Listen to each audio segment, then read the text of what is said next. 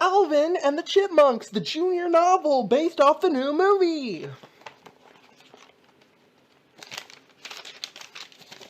Chapter 1. The sky was blue and the air was cold.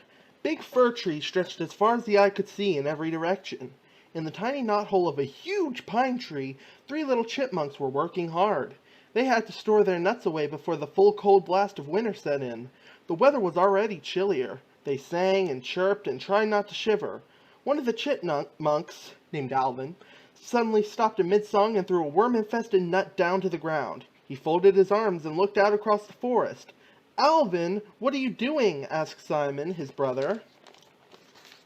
Alvin sighed. "I can't take this anymore." Simon, who was the oldest chipmunk, frowned. "Then by all means stop." Simon paused and glared at Alvin. "I'm sure when you get hungry this winter you can order a pizza." Theodore staggered over, his little arms full. His cheeks, too, bulged. "A little help, please," he mumbled. "See, Alvin," said Simon. "That's how it's done."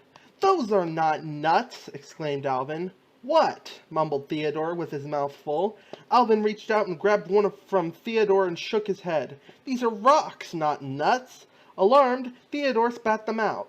"I thought they were a little crunchy," he said. Simon squinted and peered at the little pile at Theodore's feet. "Yup," he said. "Rocks." In his frustrated mood, Alvin kicked a rock off the branch. "I'm sick of struggling for survival. I'm sick of scratching around in the dirt searching for food." He kicked the branch of the tree he was sitting on. "And I'm especially sick of this stupid tree!" The pine tree started to shake when he kicked it. Snow fell from its branches to the ground, but even after Alvin stopped kicking it, the tree kept shaking and a loud whirring noise roared through the forest. "What's happening?" cried Simon. "I think Alvin made it angry," said Theodore, scared. "What's it gonna do?" said Alvin. The tree started to teeter, and Alvin clutched Simon and Theodore. "Whoa!" screamed all the chipmunks, and they jumped into their knothole at the very last moment. The pine tree, cut down by the chainsaw, toppled to the ground. The huge fallen tree was quickly wrapped up in plastic netting by men in green jumpsuits. Altogether, they hoisted the tree up and carried it to a long red truck already loaded with more firs cut for Christmas. When the tree was finally settled in the truck bed, Alvin poked his head out of the knothole for one last look at the forest. The truck sped away, winding its way down the mountain road, rolling through a tiny town and finally speeding onto the highway. Skyscrapers loomed in the distance as the truck rumbled past a billboard that said, "Welcome to the city of Los Angeles." Chapter 2. Dave Seville was sound asleep in his apartment, but instead of snoozing in his comfy bed, his face was smushed into his electric keyboard and he was drooling. A couple of guitars stood on stands nearby. Music gear was everywhere. Pizza boxes littered the floor and dirty clothes hung over chairs. Dave shifted in his sleep and accidentally pressed a key. Blam! Music from the keyboard burst through the room. What? Said Dave, startled awake, his dark hair pointing in every direction, a little drool still on his chin. I'm up! He said to himself. Suddenly, he looked at his watch and his eyes opened wide. And I'm late! Dave rushed around the apartment, scrambling to get ready for work. "Okay, got my jacket," said Dave, going over a mental list. He patted his jacket pocket and felt for his keys. He looked down to make sure his shoes were on his feet. The CD drive on his computer was open. Dave removed a newly burned disc, hunted around on his desk for a pen, and scribbled his name across it. He was headed toward the front door when he stopped, thinking he was forgetting something. What was it? He looked down at his bare legs. "Pants," he said aloud. "Need pants. Pants are essential." Dave grabbed a pair that were hanging over the back of a chair and hopped around the room on one leg, trying to get them on as fast as he could. He was still zipping and buttoning as he ran out of his apartment and crashed smack into his ex-girlfriend Claire. He tried to catch his breath and recover. "How's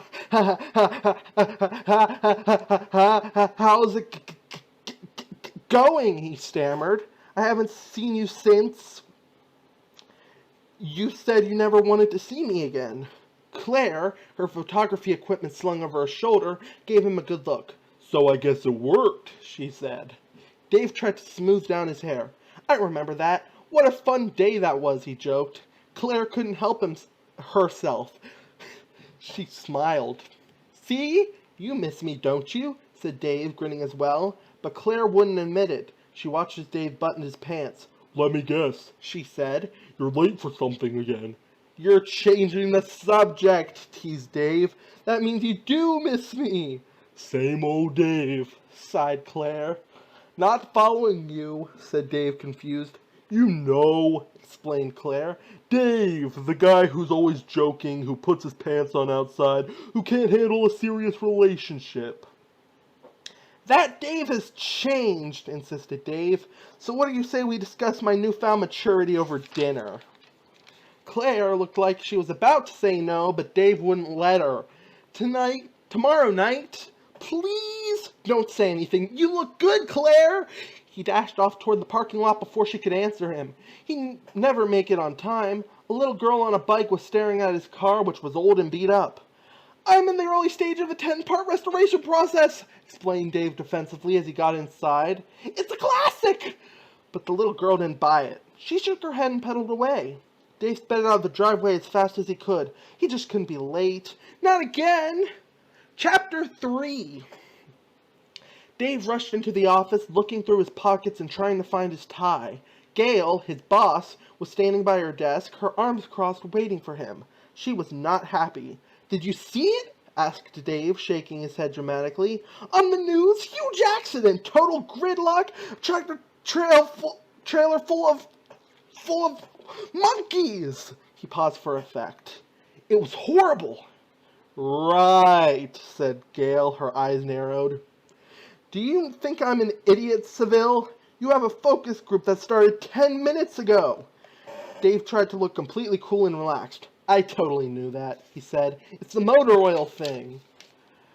"Good Able energy bars," corrected Gail. "Right," agreed Dave. "Great product, totally on top of it." Dave's company tested products to see what real people thought of them before the products went into stores. "And Mike's out, so you're running it," explained Gail, walking quickly down the hallway. "No problem," Dave answered, but then he opened the door to the product testing room. The room was full of kids! Wild, crazy kids! They were running and shouting and bumping into one another. "Good morning and welcome," began Dave, and then he backed up, shut the door, and tried to slip away, but Gail was blocking him. She was looking through the two-way mirror at the kids inside. "They're just kids, Dave," she said sternly. "You don't have to take them home with you." "Kids? No problem," said Dave, pretending to be calm. "I'm great with kids." He took a deep breath and opened the door again. "All right, gather around," he announced in a booming voice over the noise. "My name is Dave, and today we want you to taste our new energy bar and tell us what you think." He couldn't believe it. The kids actually quieted down. They were listening to him. Dave picked up an energy bar from the display stand and held it up. "The Goodable energy bar," he began.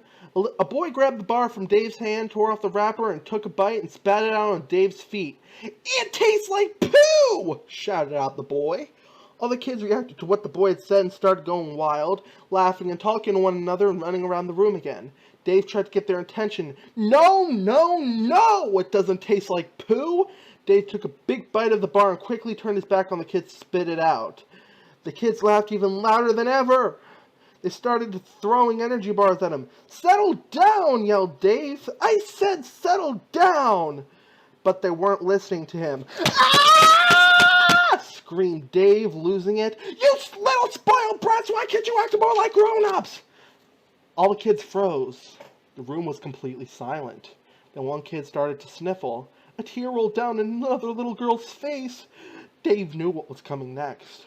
"No, don't," he said, trying to make them feel better. "I didn't mean it. I know. Let's sing a song." But it's too late. All the kids were crying.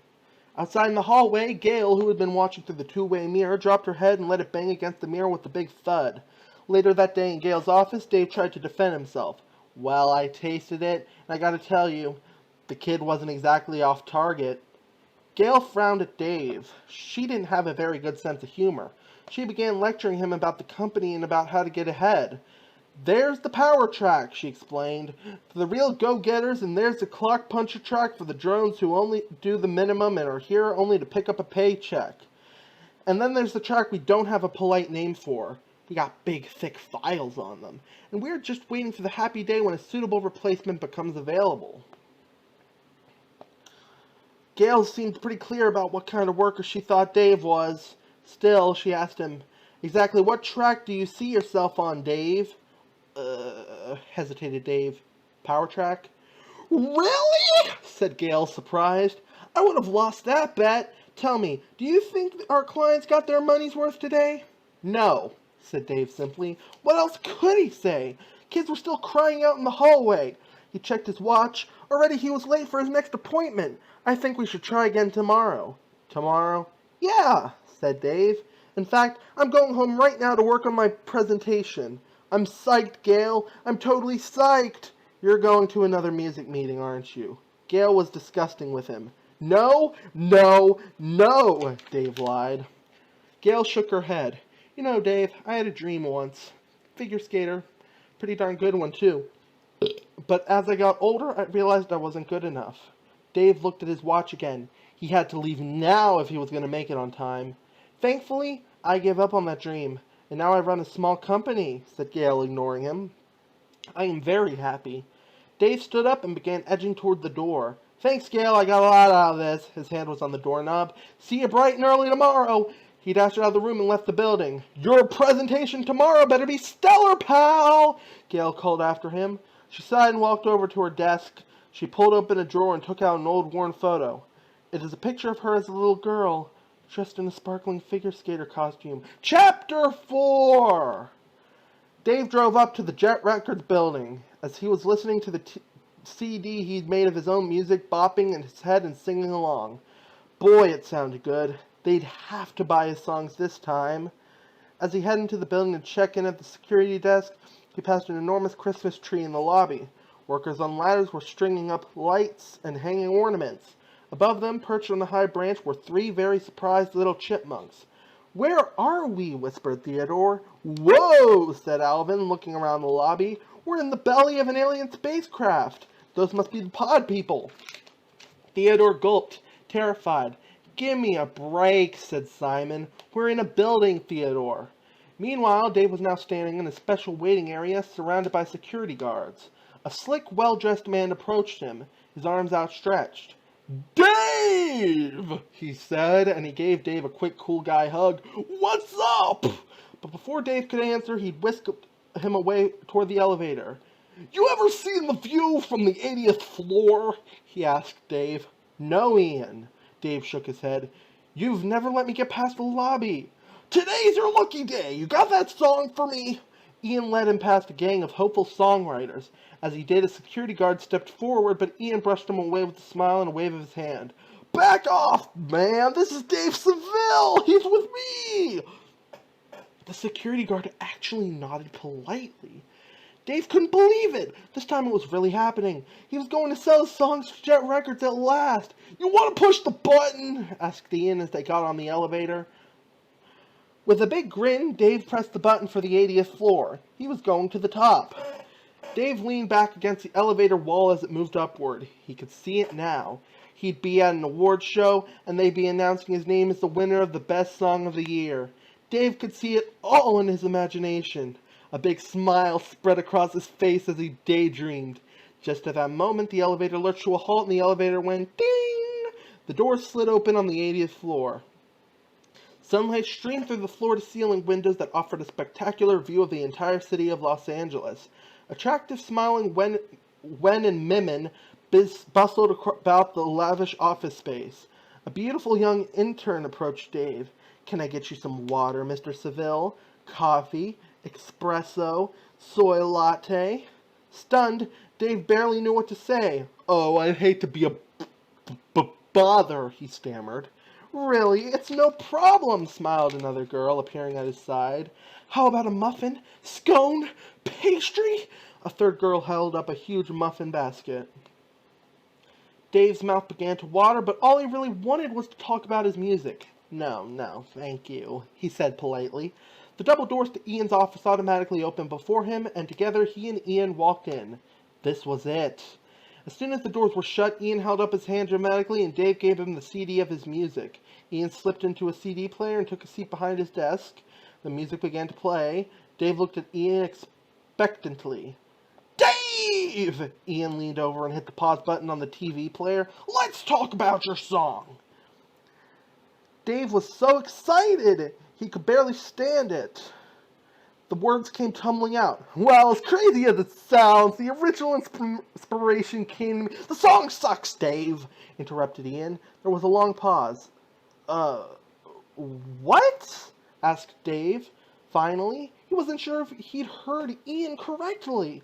Your song, it's awful. I hate it. Who's going to sing this? I need new Dave, fresh. The next big thing. Ian patted Dave on the shoulder and quickly removed his hand, an expression of disgust on his face. He casually pumped some hand sanitizer onto his hand to get the germs off. We go way back, Dave. We both come a long way from college. Well, you not so much. If I weren't your friend, I'd tell you to keep reaching for the stars, blah, blah, blah. But I am your friend, and there's no point of writing songs that no one is ever going to sing. Dave was dumbfounded. This was not what he'd expected to hear. I'd hate to see you wind up as one of those 35-year-old guys hanging around the lobby, said Ian. I'm 36, said Dave. Case in point, said Ian. I need water. In a daze, Dave wandered out of Ian's office. He felt as if he'd been punched in the stomach. No one in the outer office would look him in the eye when he came out. He shuffled over to one of the pretty girls who'd approached him when he first came in. You know, that water sounds pretty good right about now. We ran out, she replied without even looking up. Dave looked at the muffin basket and reached out for one, but another girl slid them away from him. Dave got the message. He started to head toward the elevator, but just as the doors opened to take him back down to the lobby, he darted back, grabbed the entire basket of muffins, hugged it to his chest, and made a run for it. Hey! Shouted the intern, but the doors of the elevator slid shut. Dave and the muffin basket were gone. Chapter 5. Alvin had climbed down the Christmas tree and was standing on the floor of the lobby. Come on, he called up to his brothers. Simon scurried after him, but Theodore was frightened. Nervously, he looked around, still holding on to a last branch until Simon came back and pulled him away from the tree. That lobby was full of dangers. Which way should they go? An enormous hand truck veered toward them. Yikes! As they jumped in the other direction, a mail carrier zoomed past with his cart. Hey, watch it, said Dave, who was rushing through the lobby on his way home. He stepped aside to avoid being hit. As he struggled to regain his balance, a muffin fell out of his basket right in front of the Chipmunks. The mail carrier veered around them. They looked up at Dave in awe. If he hadn't stepped in front of them, they would have been run over. He saved us, said Simon. He fed us, said Theodore, looking at the enormous muffin. He's getting away, noticed Alvin. With a huge leap, Alvin hurled himself into Dave's muffin basket. Simon followed, and a second later, Theodore did the same. He nearly didn't make it, but Simon grabbed him by the scruff of his neck at the last minute. Woo! They were all safe. Has anyone tried the chocolate chip? Asked Theodore a few minutes later. Shh! Theodore! Whispered Simon. Maybe he lives in a nice, cozy home, Theodore, who was looking up at the man carrying the basket. Quiet! Commanded Simon. They couldn't risk being found out. Not yet, anyway. They were on the road again. But where were they going this time? Chapter 6. Dave felt terrible. As he entered his apartment, he looked down at the basket of muffins. He didn't even know why he'd taken it. He walked into the kitchen, dropped the entire basket in the garbage can, and closed the lid. Carefully, a little chipmunk poked his head out of the basket. His house isn't as cozy as I thought, said Theodore in the dark. I believe we're in the garbage, explained Simon. Back in the living room, Dave was staring at all his music gear. It sickened him. He marched over to the keyboard, yanked out the power cord, and chucked the keyboard out the front door into the courtyard. The rest of the gear followed. Finally, the only thing left of his musical career was a poster on the wall. He peeled the poster and rehung it, this time facing the wall. In the kitchen, the Chipmunks lifted the lid of the garbage can and poked out their heads. Simon counted to 3, and Alvin hopped onto the counter. Theodore and Simon followed. Let's see what he's got, said Alvin, examining the cupboard. After their long rides, first in the truck and then in Dave's car, he was hungry. He tapped on the cabinets with his paws, listening like a safe-cracking bank robber for what was inside. Finally, he yanked open a door. He'd hit pay dirt! On the shelves were boxes of cereal, popcorn, snacks, bags of chips, the mother lode! Wow! Squealed all the chipmunks together. This must be where he stores his food for winter, said Simon, amazed. In an instant, Theodore had climbed up into the cabinet, knocked over a bowl of sugared cereal, and climbed completely inside. This is the greatest day of my life, he yelled to the others. Alvin tipped over a white bag of white cheddar cheese balls. Actually, it wasn't specified what color the balls were. And miraculously, it emptied right into a bowl that was already on the counter. Who wants cheese balls? He asked, grinning. Then he raised his arms and dived headfirst in the bowl. Don't open anything, Simon was worried. Don't make a mess, he pleaded. He was listening to the sounds from the other room. He's coming. Hide! He ducked behind the cereal box where Theodore was still munching. Alvin scrambled under the cheese balls. Dave couldn't believe the mess when he came into the kitchen. Cabinets open, boxes spilling out into the counter. He shook his head. I don't remember leaving these open, he said aloud. He walked over and shut the cabinets and was heading back to the living room when he heard a noise. A tiny noise. He listened, shrugged, and left the room, but then he heard it again. A high-pitched whispering, some shuffling. It sounded like someone was in the kitchen. Dave poked his head. 140 pages. I'm only on page 46. Back through the kitchen door. 3 jumbo coffee mugs were sitting on the countertop. For a moment it seemed to Dave as if they were moving, but no. Now they were absolutely still. How could they move on their own anyway? Nobody was in the kitchen, but as he released the door, he heard it again. More whispering and skittering. This time he decided to be bold. He grabbed the spatula and raised it above his head. He swatted at the coffee cups and they shattered across the counter. Nothing was inside them, though. They were completely empty. Dave looked over the counter. A bowl was overflowing with cheese balls. He hadn't done that. A bag of tortilla chips was torn open. He hadn't done that either. He heard a rustling noise and saw a small furry tail emerging from the bag. Out came Theodore, several large chips in his mouth. Theodore looked up and saw Dave. He froze. Dave raised his spatula and let out a war cry. No! Screamed Alvin, and he hurled himself at Dave's face. Simon grabbed the light switch and turned it off, plunging the room into darkness. Dave crashed into the table as he struggled to find the switch. He got the lights back on, but the animals were gone. Where were they? He began searching the apartment. Suddenly, Dave stopped and looked. In the corner of the living room mirror, he just made out Alvin, clinging to the back of his head by his hair. Pretending not to notice, Dave carefully made his way to the front door of his apartment, grabbed a winter hat from a peg on the wall, and jammed it on his head. Now I've got you, Dave yelled, but his triumph quickly became pain as the little chipmunk thrashed around inside the hat. Dave whipped it out and slammed it on the table. Dave caught his breath and peeked under the hat. Out came Alvin's paw and slapped Dave across the face twice. Alvin bolted out of the hat and back into the kitchen. Dave rushed after him and managed to see the chipmunk tail disappearing into the cookie jar. Carefully, Dave sneaked closer. I might as well go to bed, he said loudly. It's not like there's anything here that I want to capture! Dave grabbed the cookie jar and started shaking it over his head and doing a victory dance. But then he saw that the window was open. Had they escaped? I thought I closed that, said Dave. He walked over to the window, and as he passed the cabinets, another jar tipped over and smashed onto his head. The room was spinning, spinning, spinning, and then it went black. Chapter 7. I think you killed him, said Theodore, standing over Dave. Alvin looked around frantically, worried. Let's get out of here. Wipe everything down. Shouldn't we call an ambulance? Said Simon. Dave's eyelids fluttered. He was coming to. I must be hearing things, he muttered. Theodore bent over his face. Are you all... Before he could say anything else, Alvin had slapped his hand over his mouth. Dave's eyes widened in disbelief. He stared at the chipmunks. The chipmunks stared at Dave, absolutely frozen. Finally, Dave chuckled. Of course, he'd been imagining things. Whoa, that was trippy, he said out loud, shaking his head. Tell me about it, said Alvin with relief. Dave screamed and scrambled away from the chipmunks as fast as he could. Get back, he yelled at them. He was freaked out. Squirrels can't talk! Hey, watch it, pal, said Alvin, offended. We're chipmunks. Chipmunks can't talk either, yelled Dave. Simon shrugged. We disagree. This isn't happening, said Dave. He closed his eyes, willing the chipmunks to disappear. When he opened his eyes, they would all be gone. Only they weren't. I'm not talking to chipmunks. I am not talking to chipmunks, he repeated to himself. Hate to burst your bubble, Dave, said Alvin.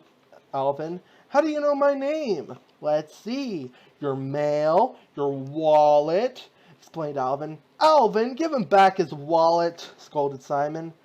Dave rubbed his eyes. It had been a hard day. It really had, but he certainly didn't feel crazy. Can all animals talk? He asked. The chipmunks were disgusted by the question. They're animals, Dave, said Simon. Do you want to know if cars can talk? Because here's the hint. They can't, said Alvin. Dave gave Alvin a dirty look. Simon laughed uncomfortably. We're getting off on the wrong foot, interrupted Simon. Allow us to introduce ourselves. I'm Simon, and this is Alvin. Sup, playa, said Alvin, trying to be cool. And I'm Theodore, chirped Theodore, interrupting. Nice to meet you, said Dave. Now get out of my house. Immediately, all three chipmunks looked crushed. They began to like Dave. And they really liked his cereal. But we can talk, pleaded Theodore. Dave was firm. The fact that you can talk only makes me want you out of my house that much more. It's creepy, unnatural, somewhat evil. We liked you better when you were unconscious, Alvin said. Before Alvin knew what was happening, Dave grabbed a wicker basket and slammed it all over the chipmunks. Wham! Wait, I lost the page I was on.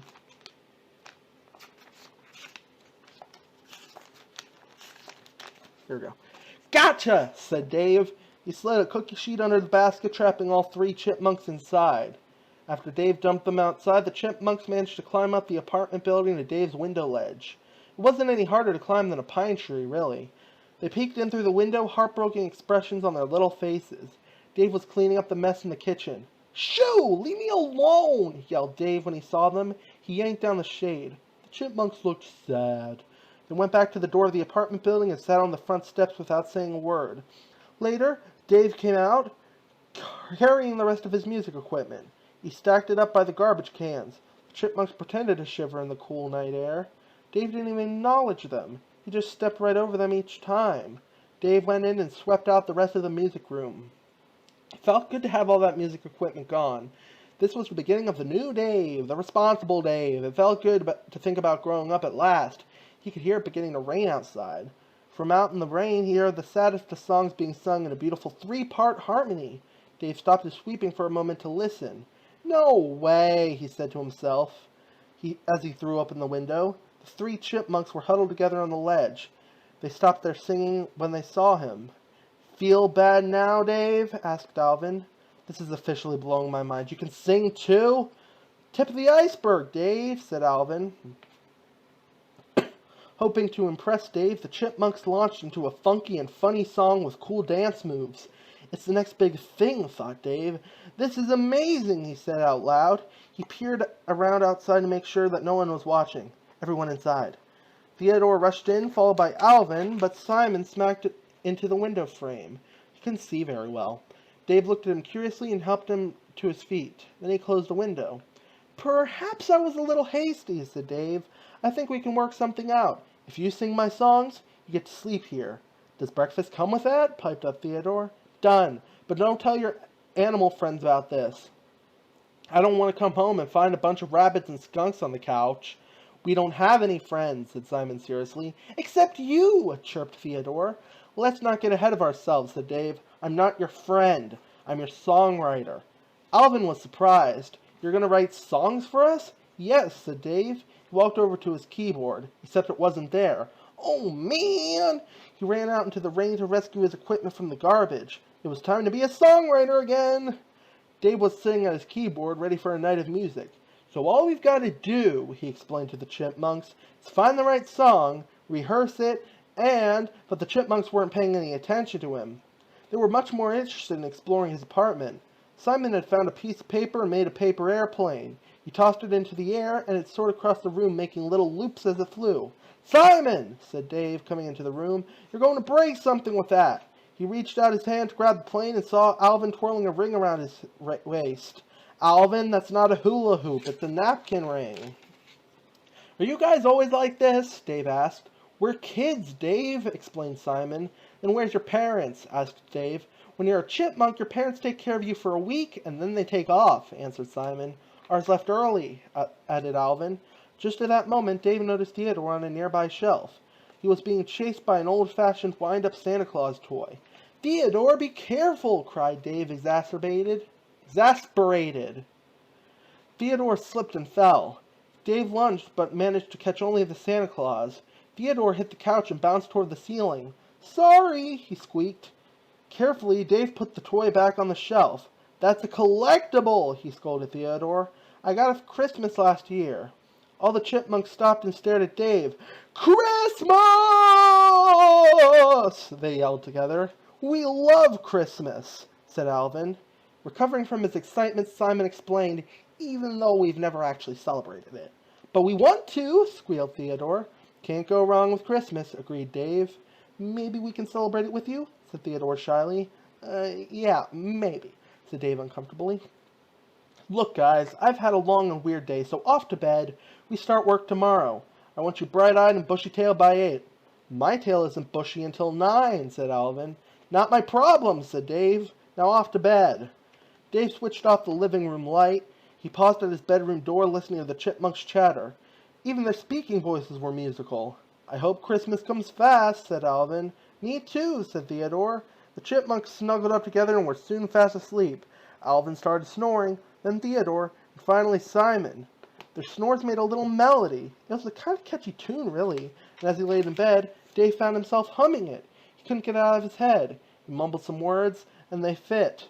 He sat bolt upright in bed. That was it! He had a song! All night long, Dave worked at his keyboard, listening through his headphones and making notes as he went. He was so excited to be writing a brand new song. Eventually, he went to get his guitar to add its sound to the mix, and he passed the chipmunks cuddled up asleep on the couch. When he was finally done with the song, Dave got glue, cardboard, and scissors and made a Christmas diorama. He added a hula hoop and a looping airplane to the scene. He yawned. He was tired. He had just rested his forehead on the keyboard for a minute. The first light of dawn was breaking over the city. Dave was jarred awake by the sound of the television blasting from the living room. He staggered into the kitchen and discovered that once again it was a disaster area. The chipmunks had been cooking breakfast. Theodore was standing next to a carton of frozen toaster waffles, and Simon was beside a timer. The buzzer went off just as Dave walked into the room. Smoke was pouring out of the toaster. Evacuate the waffle! Screamed Simon. Fire in the hole! Fire in the hole! Yelled Alvin. What in the... began Dave, but he was interrupted by a burnt waffle flying through the air. I got it! I got it! The waffle landed on the counter 3 feet away from him. Where'd it go? Asked Simon, whirling around. Dave studied Simon. There was something wrong with this chipmunk, and he thought he knew what it was. Simon? How many fingers am I holding up? He asked. Dave wasn't holding up any fingers at all. Simon squinted. Somewhere between 4 and 8, he guessed. Dave went to the other room and came back with a tiny pair of glasses from one of his toys on the shelf. Try these, he said. He slid the glasses onto Simon's face. Wow, said Simon, looking around. This place is a pigsty. Dave had to smile, but then he became stern again. It wasn't when I went to bed last night. I begged them to behave, sighed Simon, but there was only so much I could do. We colored for a long time, said Theodore. Then we got hungry. Want to see what we colored? No, answered Dave. Just sit down. I wrote a song for you guys to sing to, Dave stopped. He noticed a bump under the carpet. Did you guys hide something under my rug? Alvin looked a little embarrassed. We put a few toaster waffles aside for dinner. Dave lifted up a corner of the carpet and looked at the syrup-covered waffles. He shook his head. Chipmunks were a lot of work. Okay, guys, there's going to be food all winter, he reassured them. If you start storing it, it's going to get gross, and we're going to have... Dave stopped in mid-sentence. He realized he had been just about to make a terrible mistake. He'd been going to say rodents, but weren't chipmunks rodents too? He already had rodents. He tried again. We're going to have bad non-talking rodents here. The chipmunks scrunched up their faces. Non-talking rodents. Yeah. Anyway, continued Dave, here's how the song goes. He sat down at the keyboard and began playing and singing the brand new Christmas song he had written the night before. He forgot about everything that had happened since he woke up and watched the chipmunks' faces. They were all smiling. He knew it. It was such a great song. Their little voices joined with his. Across the courtyard, Claire was headed out on an assignment with her camera equipment slung over her shoulder. As she headed to her car, she stopped for a moment. She could hear the music coming from Dave's apartment. What an endearing, offbeat song, she thought. It had to be Dave. She'd always liked his songs. She smiled in spite of herself. Chapter 9. Dave set the portable stereo down on Ian's desk. Somehow, he had managed to make it back up to the 80th floor of Jet Records, only this time the Chipmunks were with him. He placed a larger box on the floor next to the desk. Ian, this is it. I've got your next big thing. He was barely able to contain his excitement. Ian shook his head sadly. Dave, don't do this to yourself, he pleaded. I'm not asking you, I'm telling you. Watch. Dave hit the play button. The intro music to the Chipmunks' Christmas song began to play. After only a few notes, Dave whipped off the cover of the other box and revealed the Chipmunks themselves on a miniature stage, the one Dave had made just a few days out of glue and cardboard. Ian was surprised. This was actually pretty interesting. At the very least, it was unusual. Dave put his arm around Ian with a big smile of anticipation. This was the moment when dreams come true, he thought. This was the moment when he, Dave Seville, would become a famous songwriter. He listened to the music. It was just about time for the Chipmunk to begin singing. Almost. Almost. Now! But the Chipmunks didn't sing. They stood in front of the painted winter scene completely frozen with fear. Their mouths were open, but no sound was coming out. Slowly, Dave's smile faded. He gestured to the boys, trying to encourage them to join in, but they didn't move. They didn't sing. They may as well have been little stuffed toys. Dave turned to Ian to try to explain. They sing, he said. Ian stared at the Chipmunks for another moment, then turned back at Dave.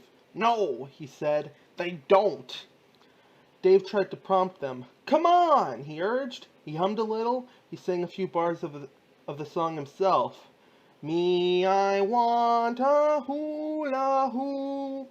Kind of weird for a grown man to want a hula hoop, Dave, said Ian. I'm not going to sing it, Dave warned the Chipmunks. Who would then? Asked Ian. Nobody's going to touch something this nice. No, I told you, said Dave. They're going to sing it. Ian stared at the Chipmunks. Theodore scratched his ear with his hind leg. For a long time, Dave drove without saying anything. The Chipmunks were beside him in the passenger seat. Finally, he couldn't help asking. What happened? He demanded. He was throwing out some weird vibes, said Theodore. Yeah, why do we have to sing for him anyway? Asked Alvin. How's this? Said Dave. Pretend I need the money and I hate my job and you're staying at my place, so you owe me. We're sorry, said Theodore, trembling. He reached out and put his paw on Dave's arm. Yeah, that helps, said Dave bitterly. He sighed. So much for dreams. Never mind, I'm late for work. Can we go with you? Chirped Theodore. What, so you can mess that up too? Nope, you're going home. The Chipmunks didn't know what to say. Alvin watched Dave as he drove along the highway. He couldn't resist. Can I beep the horn? He begged. Dave glared at him. Chapter 10. Dave arrived to work on time in a suit. He looked very sharp. He was carrying professional presentation boards, but he looked frazzled. Gail barely noticed his new look. She was glancing at her watch. The clients are waiting, Dave. She led him down the hall and opened the door to the conference room. It was time for Dave to show the Goodable Energy Bar clients his ideas for advertisements. The three clients, Ted, Amy, and Barry, were sitting at the table while Dave set up his presentation. Hey guys, began Dave. I'm really jazzed about our Yummable Energy Bars commercials. Goodable, corrected Gail through gritted teeth. Right, said Dave. He launched into a description of the commercial he wanted to put on television. We open up on a group of tired-looking kids. Close up on a little girl. She's sad. Barry frowned. I don't like that she's sad. Ted agreed. Our customers don't like to think of their kids as being sad. Could she be flying a kite? Gail suggested. Ted, Amy, and Barry all nodded to one another. They liked that idea. Gail was good at this. They turned back to Dave. He took a deep breath and continued. Great. She's flying a kite. She's running with the kite. He was trying to imagine what would happen in this new commercial. He got up and started acting it out. He was running around the table holding an imaginary kite, then he began to gasp for breath. Now she's running out of steam, he explained. The clients looked at one another and nodded. Even Gail seemed to like this idea. She's tired, said Dave, and she lets go of her kite. Oh no, we see her face. It's sad. But not too sad, interrupted Amy. Right, agreed Dave. Point being, she wants her kite, but it's getting away. She pulls out her goodable energy bar but before he could go any further, he was interrupted by a cell phone. His cell phone. Gail and the clients frowned again. Sorry, said Dave. It's my mom. Hello? Little situation, a little voice squealed through the receiver. Theodore vacuumed up Alvin. What? Screamed Dave into the receiver. Alvin's in the vacuum, said Simon again. Oh no, there goes Theodore too. Completely embarrassed, Dave tried to cover up. I can't do this right now. He held up his finger to the clients as if to say he'd be back in just a second. I absolutely understand, said Simon, trying to be reasonable, but the sink is overflowing, and if you flood my house, you are dead. Like, out on the street. Capiche? Yelled Dave. The clients glanced at one another, frightened. Dave seemed a little unstable. Dave snapped shut his cell phone and put it away. He smiled nervously at the clients. Mothers, he said. Anyway, the girl gets her kite back. Now I have some impressive sales productions aimed directly at the youth market. Dave went over to an easel where he had placed his presentation boards. He had spent a lot of time creating them. When I first saw these, I didn't think it could be true, but I looked again. Dave flipped over a page to reveal a very professional graph showing how his commercial would improve the sales of the energy bar, but scrawled across it in magic marker were the words, size of Theodore's butt. Dave couldn't believe it. We'll come back to that. He stepped in front of the easel and tried to distract the clients. He continued speaking. 10 years ago, the market share of healthy food snacks was imperceptible among 6 to 12-year-olds. He was talking as fast as he could, hoping that the clients hadn't seen the graffiti on the graph. He flipped to a new graph. A big colored line soared upwards. Written above it in childish print were the words, how much Alvin smells. Dave felt ill.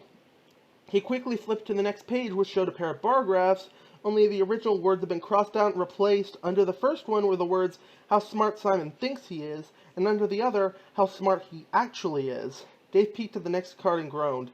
I'm not even going to show you that one. None of the goodable energy bar clients said anything. Gail didn't say anything. They all just stared at Dave. Finally, Dave broke the silence. So, are there any questions? Amy, one of the clients, raised her hand. What makes Alvin so smelly? Gail glared at Dave. Dave looked sheepish. So much for the power track. I should just clean out my office. Gail didn't disagree with him. Dave was fired. Chapter 11. The front door flew open and Dave burst into the apartment, his presentation boards under one arm and a banker's lockbox in the other. What is this about? He screamed, holding up the boards covered in graffiti. Theodore blinked nervously. We told you we colored. On my presentation boards? Yelled Dave. You got me fired. Poor Theodore. He felt just terrible. He could hardly look at Dave. We didn't know, he stammered. We're sorry, Dave. He really was. You're sorry? Oh, that's fantastic. Sorry doesn't get my job back now, does it, Theodore? He stopped in mid-rant when he noticed the apartments. This was all too much for him. He wasn't up to Chipmunks. Why are my clothes all over the place? Simon rushed forward to explain. We used them to mop up the floor. Oh my goodness, Theodore! Did you just... Next to Theodore was a dark round pellet. It's a raisin, Dave, Simon said, trying to reassure him. Dave wasn't so sure. Prove it, he said. Simon took a big breath and bit the pellet. Staring at Dave the whole time, he chewed and finally swallowed. But Dave was still angry. He called all the Chipmunks to come together, but Alvin was nowhere to be found. Dave stormed into the kitchen looking for him. You owe me big time, whispered Simon to Theodore after Dave had left the room. In the kitchen, Dave was throwing open cabinet doors and lifting the lids off jars in his hunt for Alvin. Alvin! He shouted again and again in his fury. Where could he be? Dave stopped finally and listened. From the humming dishwasher came another higher-pitched sound, the sound of a singing chipmunk. Dave yanked open the dishwasher door, and sure enough, there was Alvin covered in soap. Someone's in here, said Alvin, trying to cover himself up.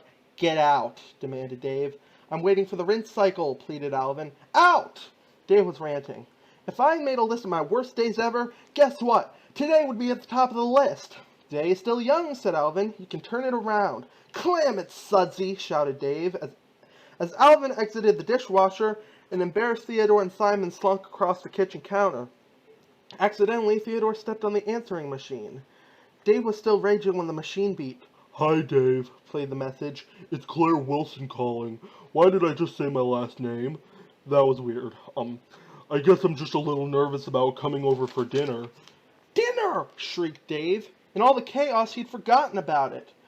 So, I'm just going to hang up now, continued Claire's voice on the answering machine. I'll be there at 7, okay? Bye. Dave jerked his head and looked at the clock on the wall. It was already 6:30. That's half an hour, said Dave to himself. The Chipmunks had all crowded out when they heard the lady's voice coming out of the answering machine. Who's Claire? Giggled Theodore. Claire's Dave's mate, said Simon. She's not my mate, disagreed Dave. She's my ex-mate. All the Chipmunks giggled mischievously. Do you love her? Asked Simon. It's none of your business, snapped Dave. He scrambled to start cleaning up the apartment. He loves her, giggled the Chipmunks. I can't believe this, said Dave, looking around at the mess. Dave, you go, said Simon reassuringly. We've got 30 minutes. You get the food, and we'll take care of the rest. Why don't I believe you? Asked Dave. Have faith, Dave, said Alvin. We're all in this together, said Simon. Like a family, chirped Theodore. No, Dave disagreed. Not like a family. Tick-tock, Dave, said Alvin, pointing to the clock. Better get moving. Dave peered around the room one last time. He had no choice. He had to trust them. He sprinted out the front door to grab something to eat for dinner. When he returned with takeout food, the apartment was amazingly clean, except it smelled funny. What is that? Asked Dave. Your cologne, said Alvin. Manly, no? What did you do? Dump the whole bottle on the rug? We call it scenting the area, explained Simon. Dave carried his food into the kitchen. It, too, was sparkling. I got to admit it, he said. I'm surprised. The place looks great. We Chipmunks are a notoriously tidy species, said Simon proudly. Dave was impressed until he opened the refrigerator. It was crammed full of laundry, a skateboard, and all kinds of disgusting garbage. Yeah, said Dave, shaking his head. I can see that. So where'd you get the flowers? Here and there, answered Alvin vaguely. Dave couldn't see that all the neighbors' flower bushes had been pruned. Back in the living room, Dave discovered the dining room table set for 5. Guys, said Dave, I don't know how to tell you this, but it's just going to be Claire and me tonight. Alvin's face fell. You mean we can't? No, said Dave at once. Even if, asked Simon. No, said Dave again. You don't even know where, and no, Dave said as he herded them toward his bedroom and shut the door. He took a deep breath. He'd missed Claire so much. He couldn't believe they were finally having dinner again together. Chapter 12. Claire put her fork down on her plate and gazed at Dave. I had no idea you could cook like this. She was stunned. Dave tried to appear nonchalant. It's all about slow roasting. It takes more time, but when it comes to flavor, why rush? I'm impressed. The tiny faces of 3 chipmunks peeked out from behind the bedroom door. How do you think it's going? Whispered Theodore. Dave and Claire were eating again. Terrible, said Alvin. They're not even sniffing each other. Alvin ventured out of the bedroom. Don't go out there, ordered Simon. Dave said, but it was too late. Dave was asking Claire about her work. I've been seeing your photographs in the paper. Yeah, answered Claire. It's going great. They really seem to like my stuff. How about you? How's your job? Dave choked for a moment, swallowed, recovered, and lied. Loving it. Claire was just telling Dave how nice it was to be hanging out together again when the stereo blasted on with a steamy pop hit. Her fork suspended in midair. Claire looked around, wondering who had turned on the music. Oh, the stereo does that all the time, Dave thought fast. It's like it has a mind of its own. You were saying? I was nervous coming here. I wasn't sure if you thought this was like a date or something. A date? Said Dave, pretending to be surprised. No. At that moment, the lights dimmed romantically. Huh? Dave was startled. It's these old buildings. The wiring is shot, he said, glancing around, trying to figure out where the chipmunks were hiding. You should have an electrician fix it, said Claire. But Dave wasn't listening to her. He was looking for the chipmunks. He shouted so they wouldn't hear him wherever they were. "I don't need anyone to fix anything for me." Okay, yelled Claire in response. "Could you excuse me for a moment?" asked Dave, agitated. "I'm going to check the fuse box." He hurried into the bedroom. When the door was firmly shut behind him, he cornered Simon and Theodore. "I know what you guys are up to. Where's Alvin?" He glanced around the room. "Alvin!" After smelling Dave's breath, Theodore found the breath spray and grabbed it. He blasted it towards Dave's mouth and missed. The spray hit Dave smack in the eye. "Ow!" wailed Dave. He staggered backward, knocking things over and making a huge crash! Oh.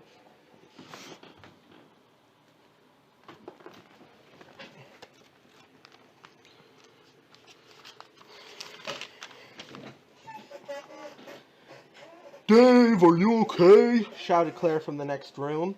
"Everything's fine," responded Dave. He clutched his burning eye. "Why did you do that?" asked Dave. "You have garlic breath," said Theodore. "I was just trying to help." Dave grabbed the breath spray and hurled it against the wall. "Well, stop helping. You're ruining everything," he whispered.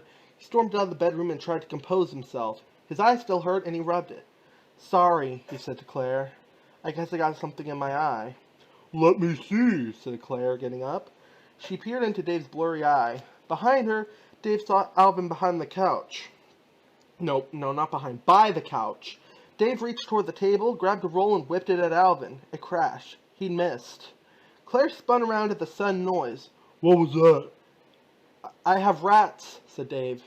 Alvin popped out of his hiding place. He was furious. He was not a rat. "Tomorrow I'm calling an exterminator," said Dave. Alvin picked up the roll and threw it with all his might. It smacked Dave on the side of his head. "Ow!" he wailed again. He staggered and tripped. Claire turned to look around to keep her from seeing Alvin. Dave grabbed her and hugged her awkwardly. He waved at Alvin to get out of sight. Dave! cried Claire, startled. What are you doing? She pushed him away and got to her feet as quickly as she could. "Sorry!"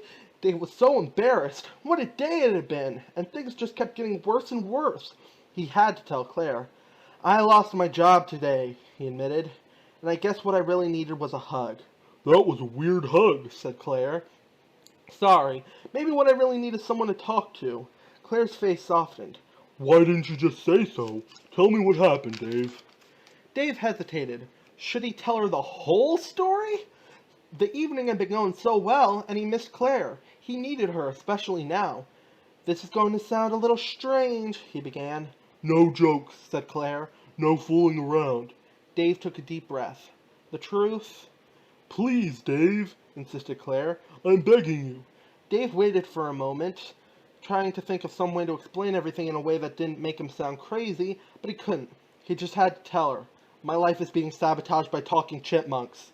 That was it. Claire didn't hesitate. She bolted from the table and out the front door like it was a fire drill. "Don't go," Dave pleaded. "I can explain. Claire!" But it was too late. Claire was gone.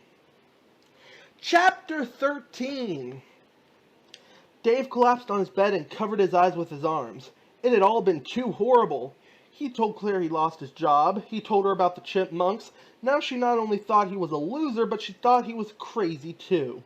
The chipmunks were very worried. They called to Dave from the living room. "Please come out. It's going to be okay." "Go away!" Dave yelled. "Leave me alone!" Nestled together on the fold-out couch, the chipmunks talked about it. "That went nicely," said Simon sarcastically. "He really did have garlic breath," said Theodore. "We have to do something," said Simon. "I know what we can do," said Alvin. He had a plan. In his bedroom, Dave was realizing the chipmunks were too much for him. He'd lined a box with blankets and food and had written a letter to them explaining that he was barely able to manage his own life, much less theirs. It was time for them to go back to the woods. He reread the letter, but he couldn't do it. He couldn't send them away. He balled up the piece of paper and threw it at the trash can. It bounced off the rim and rolled under his chair. Dave sighed and put the box away in his closet. He opened the bedroom door to peek out at the sleeping chipmunks.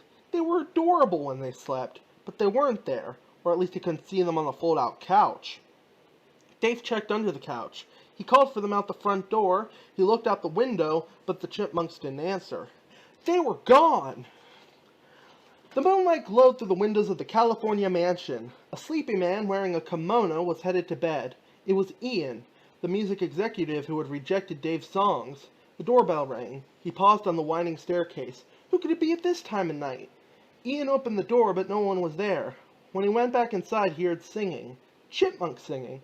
He looked down and saw the same chipmunks who had been silent the day before. Now they were singing Dave's Christmas song. Ian was stunned into silence.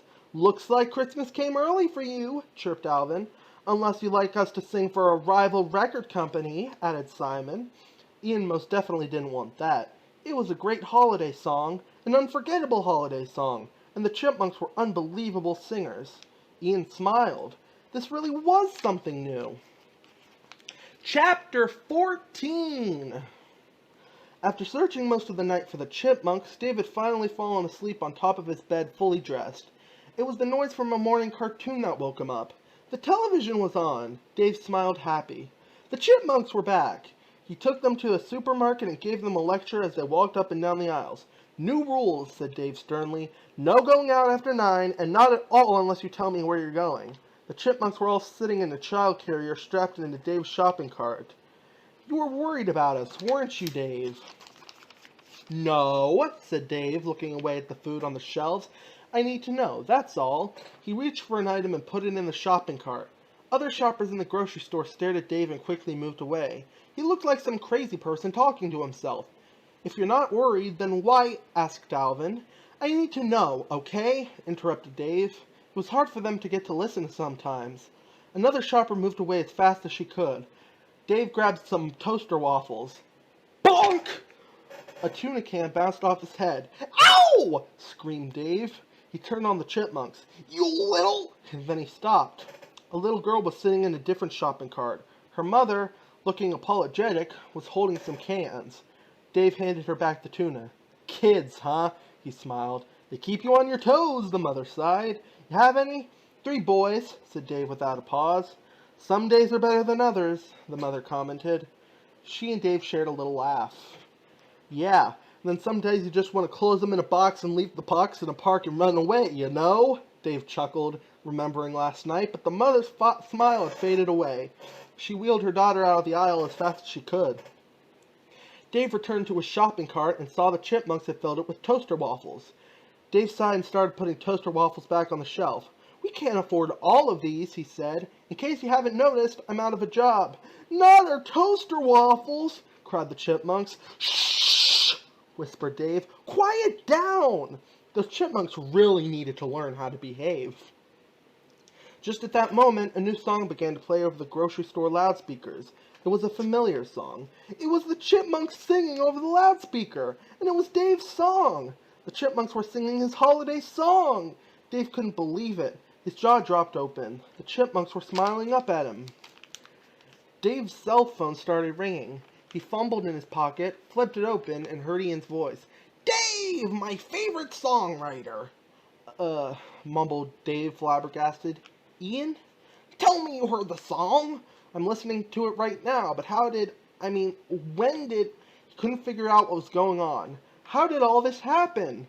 "Speed of business, baby," said Ian. "Got some friends in satellite radio. They immediately put it in heavy rotation. The video of your little guys had 10 million hits online already. It's crazy. Well, gotta run. Oh, and get them some clothes. It's embarrassing." Dave stared at his phone before shutting it. The song was still playing over the loudspeaker. He was dumbfounded. He looked down at the Chipmunks. "We owed you, Dave," said Alvin. Excuse me. Chapter 15. Let me get comfortable. All across America, people were listening to the Chipmunks' holiday hit. Men and women would start humming the catchy tune, enjoying the high-pitched harmony, and then actually see the singers on TV and stop in their tracks wherever they were, completely shocked. These Chipmunks could sing! The Chipmunks starred on the covers of all the popular magazines. Even the science journals had articles about their amazing abilities. America was nuts for the Chipmunks. The Chipmunks were everywhere. In her apartment, Claire put down the magazine she was reading, stunned and amazed. Dave had been telling the truth. She owed him an apology. At home, Dave settled into caring for the little guys. He read them stories at night after he'd tucked them into the sleeper sofa. Every morning, he made them huge stacks of toaster waffles. They hung Christmas lights around the apartment in preparation for the holiday, and he made them sweaters to wear out of some of his old socks. He handed them to the Chipmunks to try on. "How come Alvin gets a letter?" Theodore pouted. David sewn a big letter A across the front of one of the sweaters. "Because he likes me better," boasted Alvin. "This reeks of favoritism, Dave," said Simon. He had been checking off the days until Christmas on a calendar, but now he was upset. Dave let out a frustrated sigh. "Do you like Alvin better?" asked Theodore in a tiny voice. "No," insisted Dave. "Then how come he gets a letter?" Dave rubbed his temples, exasperated. This was also... Dave Seville is a songwriter with a dream. He was down on his luck until he met some special chipmunks. Dave meets with Ian, an executive at Jet Records. Ian is impressed. These are no ordinary rodents. Dave hears a familiar song on the radio. His song. Meet the world's biggest rock stars, Alvin, Simon, and Theodore. Dave makes a sad discovery. The Chipmunks have left. Dave looks for them at the concert, but finds Ian instead. Will the Chipmunks come back home, or is Uncle Ian their new family? Complicated. He thought they liked the sweaters. He thought they would make them all so happy. He had the idea for the letter at the last minute and didn't realize everyone had to have one. I'm only one person, okay? And I've been a little busy writing songs and making tiny costumes. That night, when Dave was asleep, he felt someone next to him on his pillow. Little paws lifted Dave's eyelids. "Are you awake?" whispered Theodore. "I am now," groaned Dave. "Can I sleep with you?" Theodore asked, trembling. "I had a nightmare." Dave hesitated. "You won't even know I'm here," said Theodore. Dave couldn't resist that adorable, terrified face. He pulled back the covers. "Sure, just stay on that side of the bed." "Okay," agreed Theodore delightedly, and he instantly snuggled as close to Dave's arm as he could. "Theodore," said Dave, "that's not your side of the bed." But Theodore was already asleep and snoring. The next morning, Theodore was sprawled across Dave's face when Alvin and Simon startled them awake, bouncing on the bed up and down and screaming. "Wake up, Theodore! It's Christmas!" Dave rubbed his eyes. He'd completely forgotten about Christmas. Yeah, Christmas. Great. I'm coming. Hurry up, Dad!" chirped Theodore. Dave stopped short. "Dad?" Theodore blushed from head to toe. "Dave! I said Dave!" he whispered. Dave brushed off what had just happened and walked out into the living room. A small Christmas tree was set up in the corner. The Chipmunks were all racing around, too excited to sit still. "Open mine first!" begged Theodore. "No, mine first!" interrupted Alvin. "No, mine!" said Simon. "Wait," said Dave, stunned. "You guys got me presents?" "Of course!" trilled the Chipmunks together. Dave looked uneasy, but Simon pushed forward and handed Dave a roughly wrapped present. Dave tore open the paper and looked at the small metal item inside it. He turned it over in his head. "Wow!" He stalled for time, examining the present. "It's a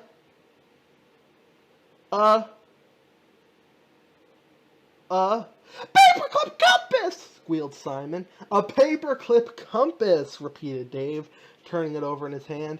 "Exactly what I need. I will never get lost. Thank you, Simon." "Me next," said Alvin. He thrust his present toward Dave. Dave opened it up carefully. It was a wallet. His wallet, actually. "Wow," said Dave finally. "It's my wallet." "I wanted to get you something you use every day," said Alvin. "And I've been using this for almost 10 years now. Very thoughtful, Alvin. Thank you." Theodore came forward last of all. Shyly, he held up a large construction paper card.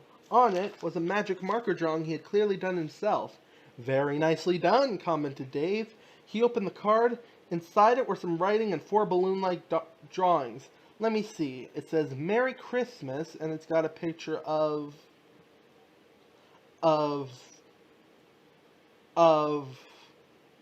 Dave hesitated and then tried again. "Some pineapples?" "Those aren't pineapples," said Theodore, shaking his head. He pointed at the card.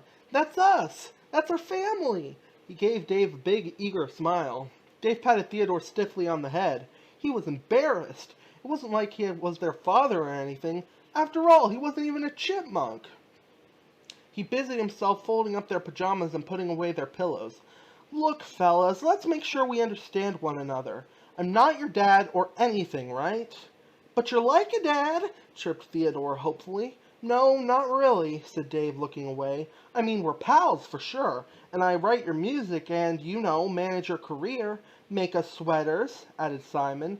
Feed us, chimed in Alvin.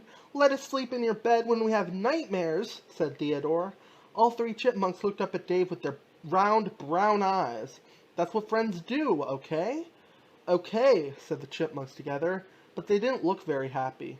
Tears were welling up in Theodore's eyes. Hey, said Dave, changing the subject. Who wants to open presents? Yeah! Cheered the chipmunks, instantly happy again. Dave ran over to the counter and came back with 3 plain white envelopes. He handed one to each chipmunk. They tore them open, but no one, not even Simon, knew what was inside them. Alvin turned over the piece of paper he found inside. It had a lot of writing on it. Saving bonds, explained Dave. It's money? Asked Alvin. It will be in 7 years. You'll be able to buy something real nice for yourselves in 7 years. The chipmunks nodded their heads. They tried to be good sports. This is great, Dave, said Simon politely. Yeah, Dave, added Alvin. Thanks, Dave, said Theodore very quietly.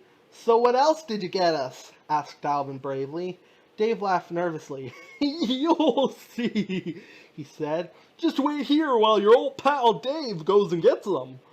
Dave hurried into the kitchen and began frantically searching the drawers and cupboards. He returned a few minutes later with 3 items crudely wrapped in paper towels. Okay, blustered Dave. Alvin, for you. He handed him one of the gifts. Alvin tore off the paper and held up a rubber wine stopper with a pull handle. Alvin examined it very carefully. What is it? He asked politely. What is it? Repeated Dave, stalling for time. It's a pogo stick. Go ahead, give it a try.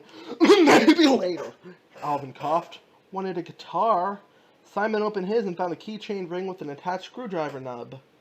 It's for all your keys, exclaimed Dave. I don't have any keys, muttered Simon. Oh, well, it can also be used as a screwdriver, said Dave with a fake cheer. Next, Theodore slowly unwrapped the last gift with a look of dread on his face. He held up a worn dishcloth he had seen 100 times in the kitchen. It's a blankie, explained Dave. Guaranteed to keep all your nightmares away. It smells like old salad, whispered Theodore. Dave knew he'd blown it. He felt terrible. He never bought presents for little kids before, much less chipmunks. Just then, the front door burst open. Ho, ho, ho! Who wants presents? Roared Ian as he barged into the room. His arms loaded down with brightly wrapped gifts. Bring 'em in, boys! He called, and workers came in carrying a battery-operated car just big enough for little chipmunks to drive on their own. As soon as the workers put the car on the ground, the chipmunks jumped in and started racing around the room. There's plenty more where that came from, boys, said Ian. Ian, Dave asked, what are you doing here? Taking care of the talent, Dave, taking care of the talent. What did you give them? A bunch of junk from the kitchen, said Alvin, racing past in the car. Ian smirked. What every kid dreams of. Ian leaped against Dave's chair. Don't worry about it. The important thing is that Uncle Ian came through for them. Realizing all of a sudden that he actually touched something in Dave's apartment, Ian cleaned his hands with an antibacterial wipe. Uncle Ian? Questioned Dave. You know what else? Continued Ian. Your Uncle Ian is putting together a big party to launch the new CD. Press, celebrities, hot shots, the whole 9 yards. Cool! Squealed the chipmunks. Chapter 16! Limousines arrived at the hip dance club. Cameras flashed as celebrities walked up the red carpet. Fans rushed forward for autographs. It was the big party for the Chipmunks' first album, and all the cool people were there. Inside the club, the dance music throbbed, and the beautiful people talked too loudly to make their voices heard. Claire was on assignment. A press pass dangled from her neck. She snapped photos of the stars. Ian appeared and pushed his way through the crowd, shaking hands, high-fiving, and showing off how important he was. He made his way up to the stage and tapped the microphone. "Ladies and gentlemen," he crooned, "this is a very special night." The crowd turned toward the stage. The talking stopped. Everyone was just listening to Ian. "At Jack Records, we pride ourselves in discovering tomorrow's music today. And guess what? I did it again. Here they are, the Chipmunks!" The lights blazed on the stage. The crowd applauded wildly. Two large doors swung open and a gleaming car cruised up the red carpet. Dave and the Chipmunks were waving to the crowd from the open sunroof. The car pulled to a stop and the doors opened. Despite the glare from flashing cameras, Dave was able to make out Claire in the crowd.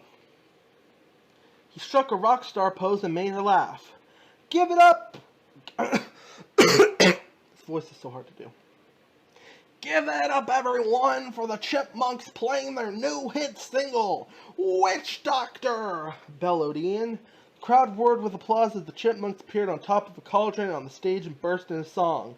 When they broke into their dance, everyone roared with delight. Out in the audience, Claire was smiling and taking lots of pictures, mostly of Dave. As the band hit the final note, she put her camera down to applaud with everyone else. I can hear her opening the door. Later, when more photographers were snapping photos of Dave and the Chipmunks in front of a Jet Records backdrop, Claire came over. Mind if I grab a few shots? "Claire!" exclaimed Dave, surprised to see her. "Not at all. Fire away." Claire was taking photos of him from all different angles. "So, how's it been going?" Dave asked her. Great, answered Claire. I got a new assignment. I'm covering your rise to fame. Well, yours, and... Claire paused and smiled at the Chipmunks. "Oh," said Dave. "This is Alvin, Simon, and Theodore. I forgot you guys never officially met." Hi, said Claire. The Chipmunks just blushed. Claire was very pretty. She tried to shake Alvin's paw, but he kissed her hand instead. Claire laughed. "He's a flirt," said Dave. When Claire went to take more photos, Alvin held up bunny ears behind Theodore's head. "Alvin, cut it out," Dave reprimanded him. So, said Claire. I guess Chipmunks aren't sabotaging your life anymore? "Nah, we have a pretty good arrangement." I'm sorry I didn't believe you that night. I really thought... "That I was insane?" finished Dave. "I understand. Talking Chipmunks. It's a lot to take in over dinner." But look at you now. Got the career, a promising future. Claire laughed shyly. Kids. You're like a family. "Don't say family in front of Dave," chirped Alvin. "It gives him gas." "It does not. He doesn't want a family," explained Theodore, trying not to look sad. "I never said that," insisted Dave. "His emotional growth is stunted," said Simon. "My emotional growth is fine, thank you," said Dave firmly. He scrambled to change the subject. He really needed a moment alone with Claire. "Why don't you guys go and play or raid the dessert table or something?" "Very subtle, Dave," said Alvin. "Yeah, we can take a hint," pouted Theodore. "Who's hinting?" said Dave. Claire bent over to talk to the Chipmunks. Nothing they had said surprised her. Don't take it personally, guys. Dave's just got a little commitment phobia. Some people don't know a good thing when they got it right. Dave? The smile on her face had vanished. Claire turned her back to him and made her way through the crowd away from them. Dave sighed. He missed his chance. "0 for 2, big fella," said Alvin. "Come on," interrupted Theodore. "Let's go find the dessert table." The Chipmunks walked away, leaving Dave standing by himself. Ian appeared, grinning, and threw an arm around Dave. He held up an ugly plush toy. "What do you think of this?" beamed Ian. "What is it?" asked Dave. "It's Alvin!" exclaimed Ian, surprised Dave didn't get it. "It looks nothing like Alvin," said Dave. "Honestly, it didn't even look like a chipmunk." "It's a prototype," explained Ian. "We'll sell 1,000,000 of them. They're voice activated. Say something to it." Embarrassed, Dave leaned toward the plush toy. "Hello, ugly little Alvin doll that looks nothing like Alvin." Immediately, the toy began singing in Spanish. "That's just weird," said Dave. "Dave, we got to expand the Monks fan base," insisted Ian. "The music is but a means to the big money. I'm thinking of a fur clothing line. Their own perfume. Chipmunk Heat." "Ian!" shouted Dave protectively. "They're kids!" "Kids?" Ian laughed. "They're rats! And they could make us both so rich if only you'd let me work with them." Dave started to back away from Ian, looking for the Chipmunks so he could bring them home and get them to bed. Can't hear you, Ian, he said. Music is very loud in here. You don't want to go against me, whispered Ian as Dave disappeared into the crowd. He sneered, because I never lose. Across the crowded room, Ian saw Alvin at the food table. Love the new song, Alv. The slippery words oozed out of him. He took a casual sip of his drink. Ian stepped closer to Alvin and leaned over to whisper to him, Alvin, you're a rock star. You should be traveling in limousines and private planes, going to parties like this every night. He gestured toward the food table. Dave says we need our sleep, answered Alvin. Boy, that food table was amazing, though. So like Dave, so selfish, sighed Ian, shaking his head. You'll sleep later when nobody is buying your records anymore. Alvin looked startled, but Ian kept talking. Which is not going to happen, he soothed, as long as I'm looking after you. I'm gonna do a different voice, it's hurting my throat.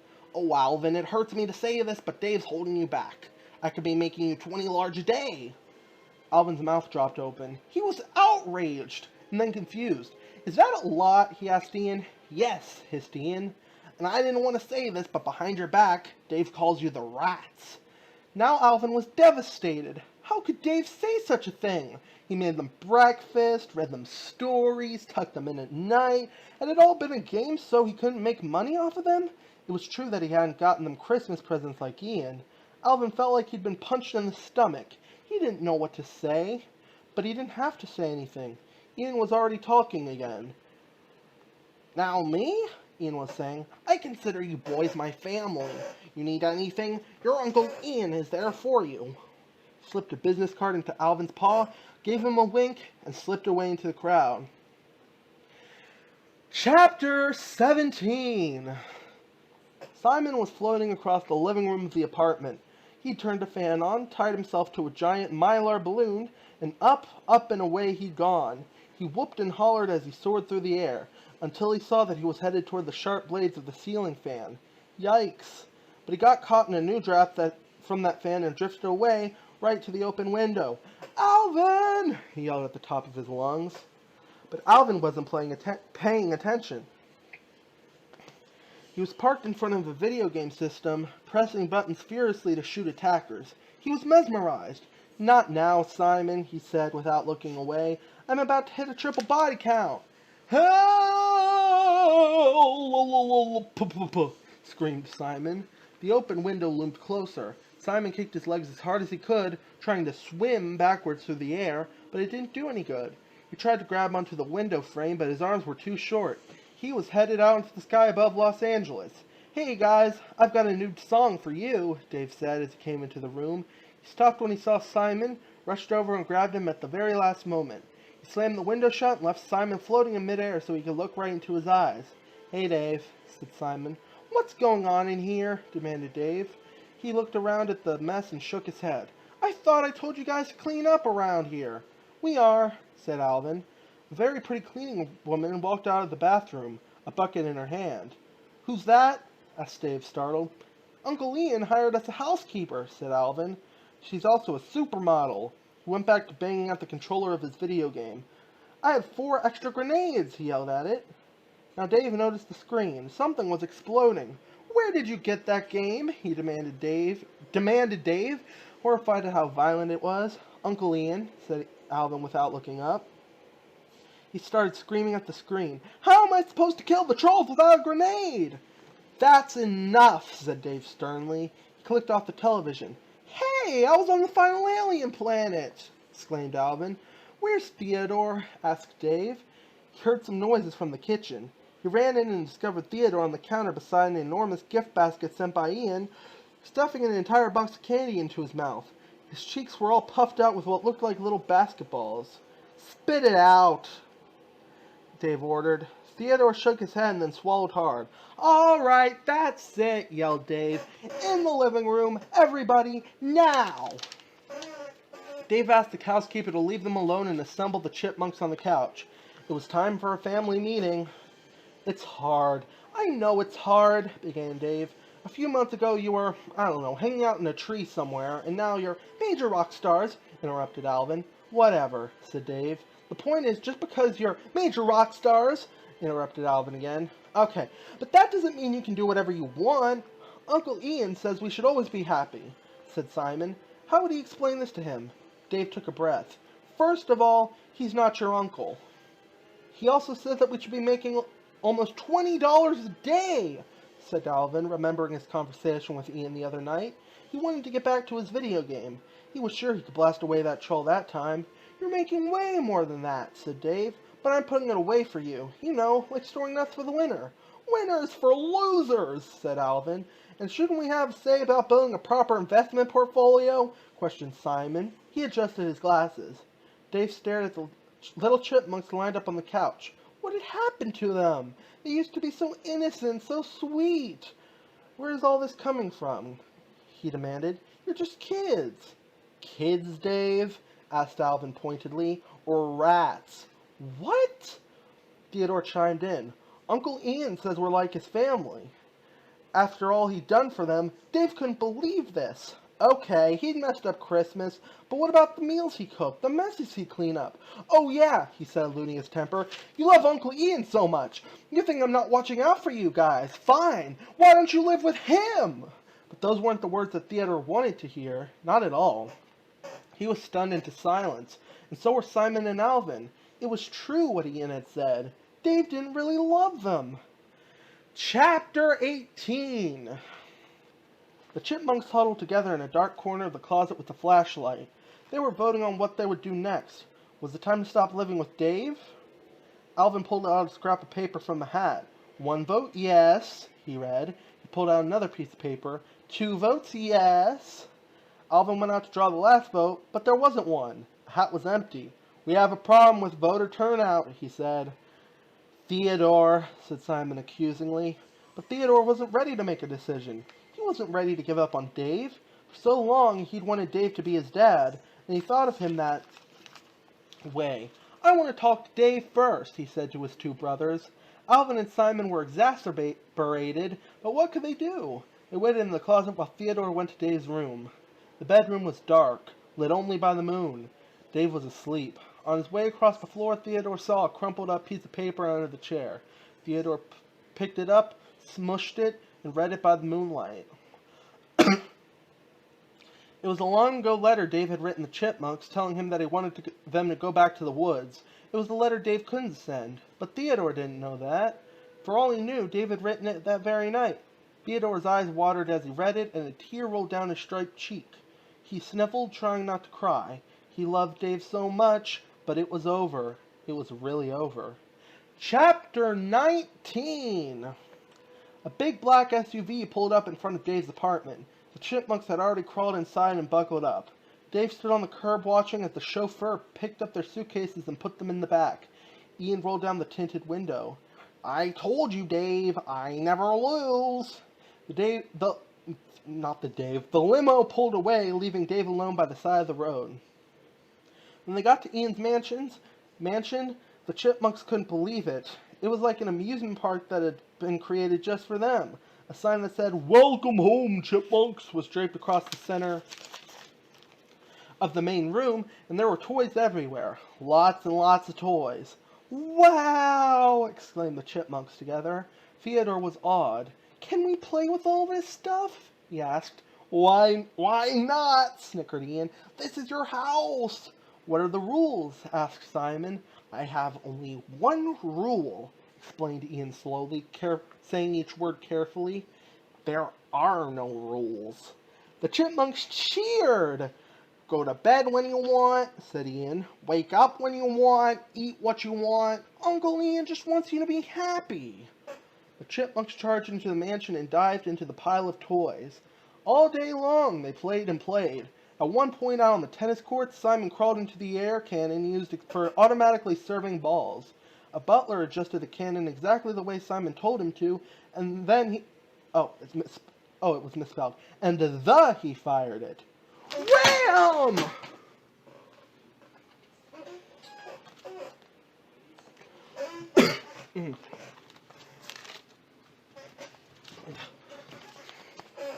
Simon shot through the air and landed with a tiny splash in the swimming pool.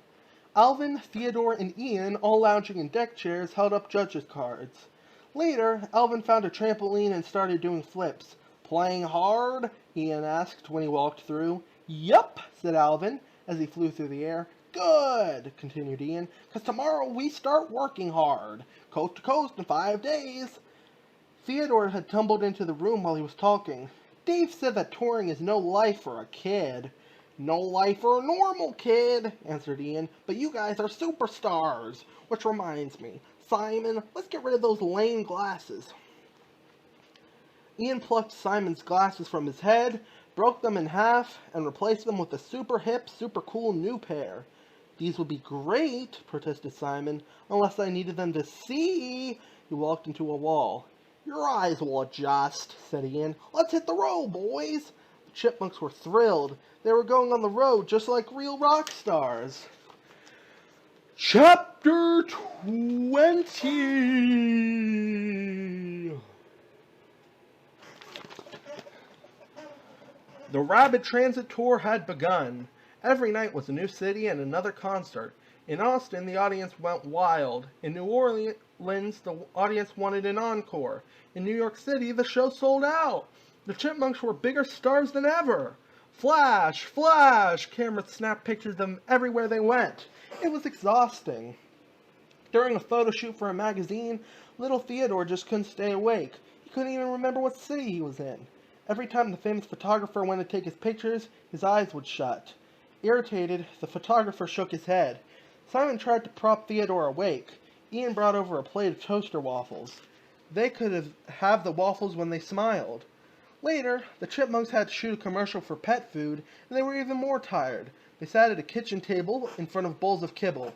A big bag of perky pet food was on the table, but the Chipmunks weren't perky. They couldn't stop yawning. The director called, Action!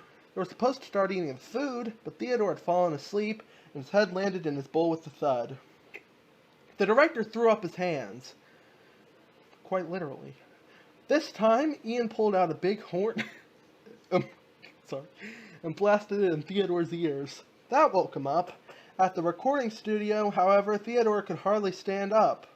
All the Chipmunks leaned against one another, trying to remember the words to their new song, trying not to yawn into the microphone. Hold it! Yelled the recording engineer. Ian screamed at the engineer in the sound booth. The engineer pointed at the Chipmunks and yelled back at him. Suddenly, Ian had an idea. He pulled out his cell phone and made a quick call. Bug on my book. Here, boys, he said a few minutes later. He was carrying a cardboard tray with 4 supersized paper cups. Guess what Ian brought you? Coffee! Toffee? Asked Theodore, hopeful. I love toffee. Coffee, Theo. It's like an energy health drink, Ian explained, with caramel and whipped cream and 2 pumps of chocolate syrup. The Chipmunks slurped down their drinks in under a minute. That ought to keep them awake, Ian said to the engineer when he was back in the sound booth. He plopped down in a chair and sighed. He was making so much money these days. The coffee gave the Chipmunks too much energy. Suddenly, wham!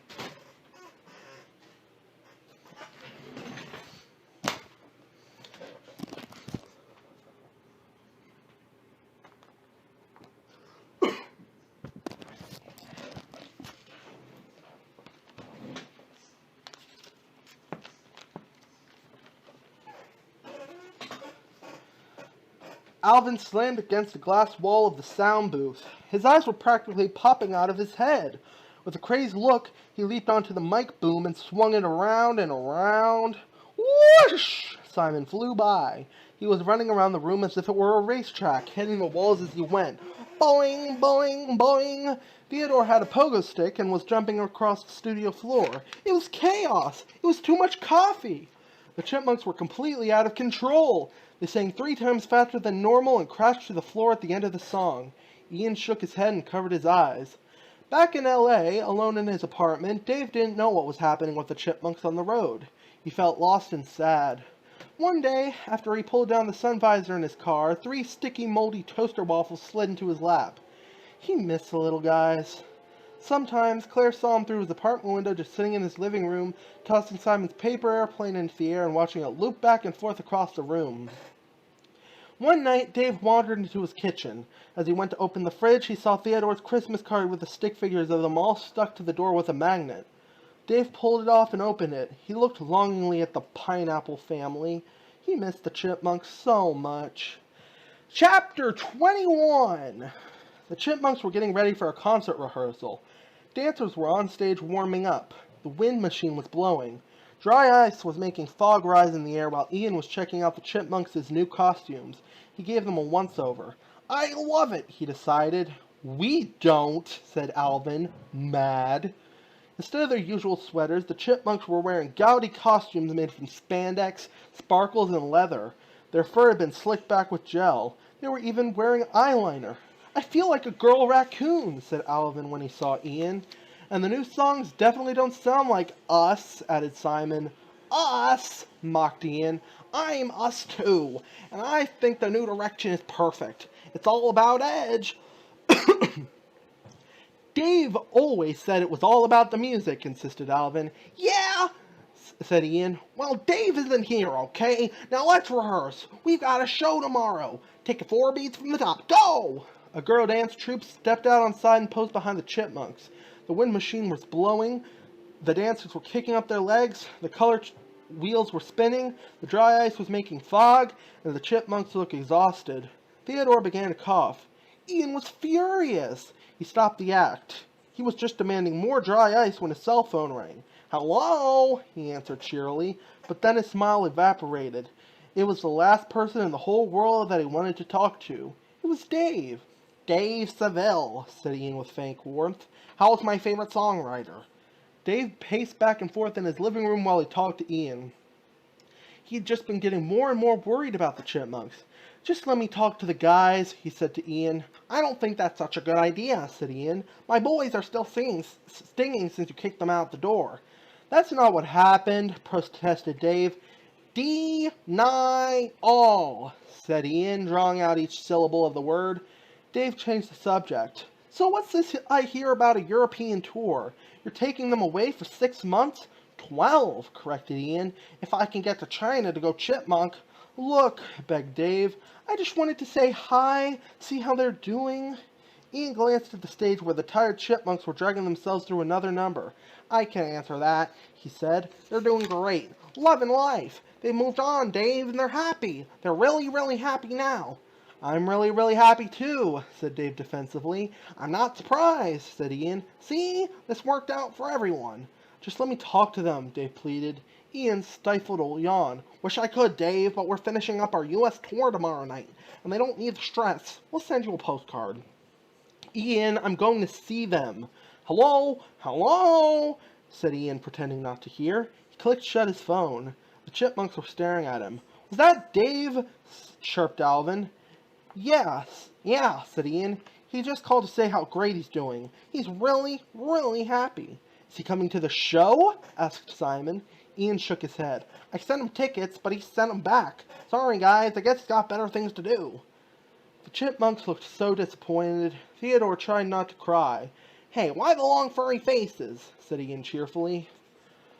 "We've got a show to prepare for. This is going to be fun. Everybody back to work." The smoke machine started up again. The dancers began kicking. Simon tried to keep up. Meanwhile, Ian took a moment to whisper some instructions to a security guard.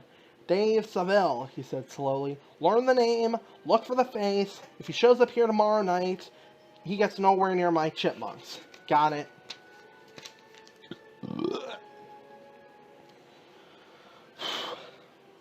Chapter 22!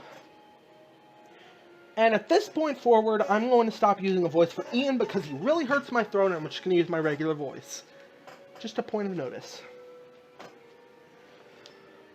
Theodore padded across the cold marble floor of the hallway. It was so dark in the mansion at night.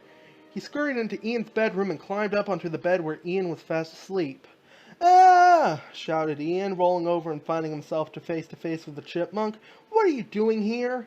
"Can I sleep with you?" begged Theodore, trembling. "I had a nightmare." Ian groaned. "Was that all?" "I had a nightmare too," he said to Theodore. "I had a nightmare that I had to throw together 37 concerts in 16 countries, and I had to coordinate radio and printer interviews in 5 different languages." Theodore blinked at him. That just didn't sound as scary as his nightmare. But the difference is, continued Ian, glaring at him, that when I open my eyes, the nightmare doesn't end. Ian picked up the little chipmunk and hurled him out into the hall. Then he slammed the bedroom door shut. Terrified to be alone again in Ian's vast, cold mansion, Theodore huddled in a sliver of moonlight. He reached up inside of his sweater and pulled out the dirty dishcloth Dave had given him for Christmas. It had obviously been held and folded again and again. Theodore held it close like a blanket. It was the only thing that comforted him anymore. In another room of the mansion, Simon was repairing a pair of glasses. They were the ones that Ian had taken from him and tossed aside when they first arrived. Simon wrapped a last piece of tape around the glasses and put them on. The world wasn't blurry anymore. He could see again. He liked these glasses so much better than the fancy ones Ian had given him. He decided to go find Alvin. Alvin was up on the roof looking up at the stars. In his hands was the harmonica he had found on Dave's at the first day of his apartment. He raised it to his lips and blew a few sad notes. Simon came out into the roof and sat beside him. Together, they looked out across the silence of the night. A few minutes later, Theodore crawled over to them and snuggled close. "I want to go home," he whispered. "You are home," said Simon. "No," disagreed Theodore. Home, with Dave." Alvin sighed. "Theodore, wake up and smell the toffee. Dave doesn't want us. If he cared about us, he'd at least come to the show." Alvin didn't know what David really wanted to see them. Theodore began to hum a sad and lonely song.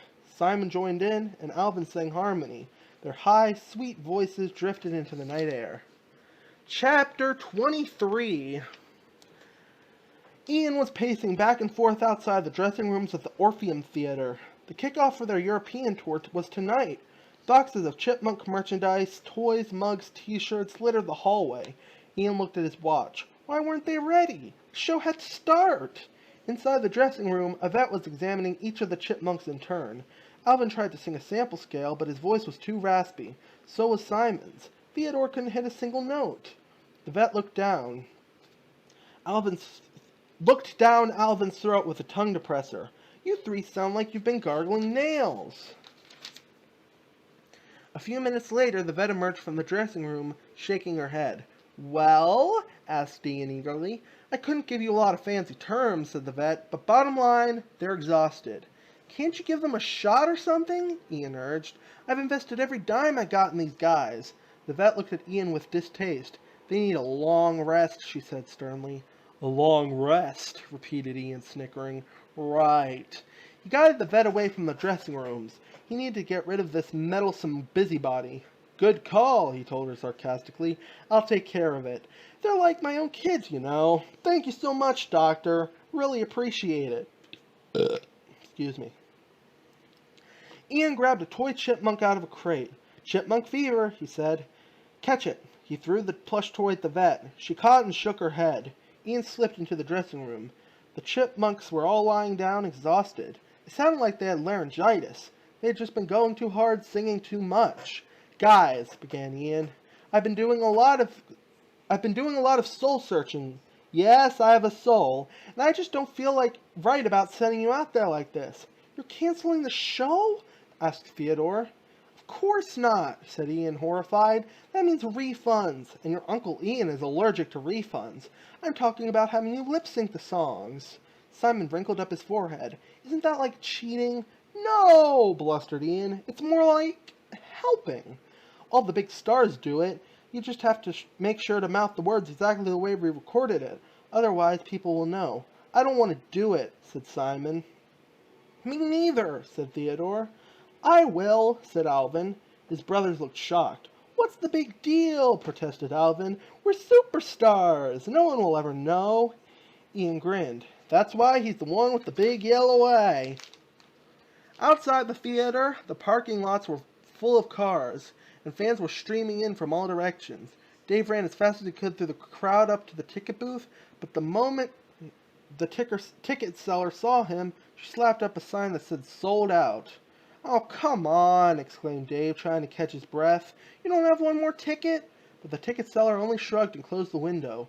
Dave tried to run inside, but the security guard grabbed Dave by the elbow. "I have to get in," Dave protested. "I'm Dave Seville. The Chipmunks used to be my band, you know." He started to hum their first hit. The guard wasn't listening. He tried to steer Dave back toward the parking lot. Oh, I get it. It's sold out for me. Dave shook himself loose. Don't need to draw me a diagram. You don't want me here? Fine. I'm gone. He played it cool and backed away, keeping an eye on the security guard. Then he dashed around the corner to a side entrance to the theater. Dave approached the press coordinator, the person who had managed all the reporters and photographers. He gave her his name, but she couldn't find it on her list. That's impossible, said Dave, pretending to be insulted. I'm the editor of the LA Music Journal. Could you check again? When the coordinator began peering at her sheet again, Dave tried to sneak inside, but the coordinator was too quick for him. He grabbed him at the last moment. It was all over. He wouldn't see the Chipmunks for more than a year. But then another hand took his arm and pulled him aside. He's with me, someone said to the coordinator. It was Claire. Camera and press pass dangling from around her neck. Together, they rushed into the theater's lobby. What's going on? Asked Claire. Seeing security everywhere, Dave pulled Claire under a stairwell. I've got to get my boys back, he said urgently, but Ian's trying to keep me out. Your boys? Questioned Claire, smiling. Yeah, I know that must be really weird sounding coming from me. It's a good weird, said Claire happily. Not a great weird? Asked Dave. Claire burst out laughing. Because after all I did to mess up everything, you included, I don't want to settle for just good. Dave, the boys, we should go. Right. He took Claire's hand and together they ran toward the theater doors. On stage, the Chipmunks took their places in the dark. They were supposed to look like tough guy rappers. The stage lights blazed into their eyes, the music blasted on, and Alvin grabbed the microphone. He lip-synced perfectly. Simon and Theodore strutted awkwardly behind him. The enormous crowd cheered. They raised their arms and began swaying back and forth like they did at every concert. The Chipmunks starred on enormous screens on both sides of the stage. Simon and Theodore couldn't believe that Alvin was lip-syncing, but they had no other choice. Their voices were gone. They began miming the words too. Claire and Dave made it to the back of the theater. Dave was stunned. He couldn't believe the outfits. He couldn't believe the music, and the dancing was horrible. This is just so wrong, he said, shaking his head. Claire was looking around at the audience. She saw security guards everywhere. If you're going to do something, do it fast. She thought for a moment and took a camera and gave it to Dave. Take this. You're press, remember? Dave started to leave. It'll work better if you take this... Wait. It'll work better if you take this off, Claire said as she took off the lens cap. Dave smiled gratefully and began pretending to snap photos as he headed down the aisle toward the stage. Fans were screaming all around him, but he was getting closer, until a security guard noticed his face. Realizing at once who it was, the security guard urgently called Ian on his walkie-talkie. Ian excused himself from the VIP lounge where he'd been hanging out with celebrities and hurried toward the stage where the Chipmunks were still pretending to sing. Alerted by Ian, all the security guards in the theater began to close in on Dave from different directions. Dave could see them coming. He knew he had only seconds to act. He raised a hand to his mouth and yelled as loud as he could, at the top of his lungs, Alvin! But Alvin didn't hear him above the blaring music and the screaming fans. The guard jumped on Dave and wrestled him to the ground. It was over. Now we never get to see him. Backstage, Ian got the news on the walkie-talkie that Dave had been caught. He relaxed. Mission accomplished. When is he going to learn? Ian smiled to himself. He never lost. Chapter 24. On stage, the Chipmunks continue their show, unaware that Dave had been in the audience. A teenage girl shrieked, I love you, Alvin! Alvin pulled off the ridiculous outfit that Ian had made him wear and tossed it to the ground. Simon and Theodore were stunned. Alvin, have you lost it? Asked Simon. Alvin gave his brothers a mischievous wink. He wasn't done yet. He had a plan. He spun around in an elaborate dance move, dropped to his knees, and just like that, stopped mouthing the words to the song. Simon and Theodore spun around just like Alvin, dropped to their knees, and stopped moving their lips too. The Chipmunks' pre-recorded voices kept on singing, but the audience was stunned. Theodore and Simon tossed their outfits onto the crowd. They were Chipmunks again! Dave heard the crowd gasp as the security guards muscled him towards the exit. He turned to see the Chipmunks rebellion against Ian. Liking this a lot, said Dave. He started laughing out loud. The Chipmunks knew better. They knew this act was ridiculous. Claire used her other camera to capture it all on film. Stunned fans, the triumphant Chipmunks. They were goofing around now, playing air guitar and jumping on the drums and keyboards. They just needed to have fun again. Some people in the audience booed, but a lot of the other people were laughing at the Chipmunk silliness. In the midst of the commotion, Dave managed to wriggle free from the guards and disappear into the crowd. He got as close as he could to the stage again and began calling their names in a loud voice. This time, they heard him. "Dave!" screamed Theodore. "He's here!" shouted delighted Simon. "He is?" Alvin peered into the crowd. Dave waved his hands, trying to get his attention.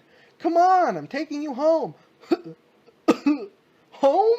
stuttered Alvin. He was too excited to say anything else. A security guard was closing in. There was no time to lose. The three Chipmunks dashed toward the front of the stage and leaped toward the air towards Dave's waiting arms. But before they could reach them, the velvet curtain crashed down. Wham! No, I do that. The Chipmunks hit the curtain with a defeated thud, but they weren't down for long. 3 security guards approached, and the Chipmunks scrambled up and began running away. One security guard tried to corner Theodore. "I'll bite you," he warned, "and I haven't had my rabies shot." He bared his little teeth and started trying to growl. The second guard tried to grab Simon, but kept missing. "With your reflexes," said Simon, stepping out of the way. "Might I suggest a desk job?" The third guard zigzagged after Alvin, who taunted him. "Come on, man," he said. "You're better than this." The guard lunged after him, but caught only empty air. The lumbering goons had no chance against the speedy Chipmunks scurrying this way and that, but they stopped when they saw Dave appear behind the curtain. "Dave!" squealed Alvin. "Guys!" yelled Dave in response. He charged forward, but the guys had a much easier time grabbing him. Meanwhile, Ian had effortlessly caught the Chipmunks by their tail and tossed them into a plastic-covered cat carrier. He slammed the cage door shut. "Better work on your French," he sneered. "We're leaving for Paris tonight." Ian handed the carrier to a guard.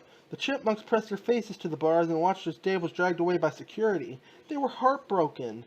The guard carried the Chipmunks away from the stage. He put it on the floor of the hallway outside the dressing rooms. Alvin squeezed himself against the bars when the guard was gone. "You'll never take us alive," he yelled. "Sit down, Alvin," sighed Simon. Backstage, Dave pleaded with Ian. "They don't want to do this anymore, Ian. Just let them go." "Okay," said Ian. He laughed sarcastically. "After tonight, they'll be booed everywhere they go." Ian knocked on David's forehead. "They're Chipmunks that talk. People will come." Ian walked off with his security guards, only to return a moment later. He passed by Dave with the pet carrier and climbed into a stretch limousine. Dave was ready to chase down the car on foot when Claire stopped him. "Dave!" she yelled. "Ian's got the guys," wailed Dave. "I'm not letting them get on that plane." Together they ran to Dave's car. Dave hit the gas as the limousine pulled out of the parking lot. "Step on it!" Oh, wait. "Step on it, Dave! You're losing them," chirped a little voice. It was Alvin. Dave and Claire whipped their heads around. Alvin, Simon, and Theodore were all sitting in the back seat, big grins on their faces. The car skidded to a stop. Dave was incredibly happy, but confused. "How did you guys—" he wondered. Simon pulled out a keychain Dave had given him for Christmas. He gave Dave a sly smile. "You were right. It's also a screwdriver that works on locks," he reminded Dave. Dave was amazed. They were always surprising him. "You came back for us," chirped Theodore. "Hey," said Dave, "we're family. We've got to stick together." The Chipmunks and Claire exchanged expressions of mock surprise. Could this be Dave? Had he really said it? "What?" said Dave, looking at them all. "You just said the F word!" exclaimed Alvin. "Someone call a doctor," said Simon. "Do you need to lie down?" asked Claire. "No, I'm good," smiled Dave. "Actually, I'm great." He put the car into gear and began to drive. Almost instantly, the Chipmunks began pestering him. "Can I beep the horn?" begged Alvin. "I want to beep it," said Simon. Me, let me beep it," pleaded Simon. Seriously, it says Simon twice. Dave grinned at Claire. Families. This is just what they were like. And he let all the Chipmunks clamber into the front seat and start beeping away. Chapter 25. The Chipmunks were making a mess in the kitchen. Syrup was spilled on the counter, and burned waffles were flying through the air. It was just like old times. Dave scanned the familiar scene as he came into the room.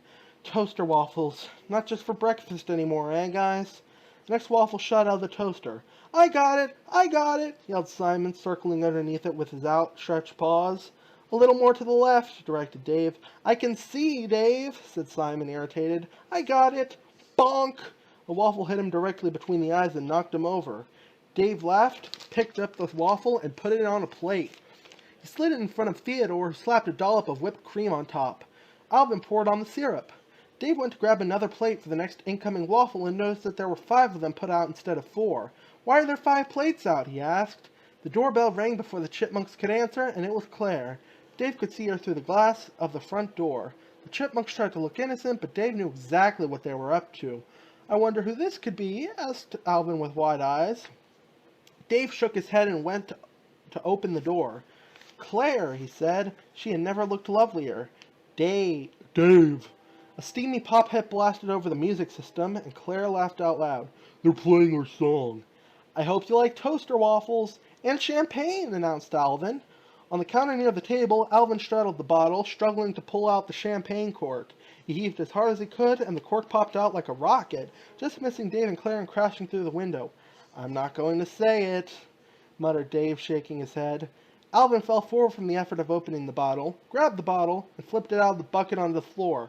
Champagne and broken glass were everywhere. Claire giggled. Not going to say it? Nope, said Dave, smiling. But at that exact moment, the spilled champagne seeped into a power strip on the floor, sending sparks flying everywhere.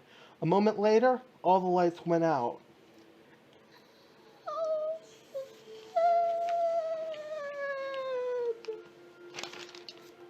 Epilogue! Ian had sat snugly in the limousine as it sped away from the theater. The carrier was on his side of the seat. Tell you what, he told the Chipmunks. If you guys behave yourself, I'll let you call me Uncle Ian again. Deal? From inside the cage, 3 mechanical voices began speaking at once. Hola, mi amo Alvin! Hola, mi amo Theodore! Hola, mi amo Simon! Ian's eyes went wide. Since when did the Chipmunks know Spanish? He whipped open the cage door and saw 3 chalking chipmunk dolls. He'd been fooled. He hadn't won after all. He was ruined. No! He screamed. Months later, he moved into his new office, a run-down dump in a bad section of town. He kept trying to find another act. Sing! I said sing! Ian yelled as he pounded the keys of a broken piano. Sitting on top of the piano were 3 very confused and frightened squirrels. They didn't know what the crazy man was saying. They didn't even know how to talk. And they certainly didn't know how to sing, like Dave Seville's famous Chipmunks. The end.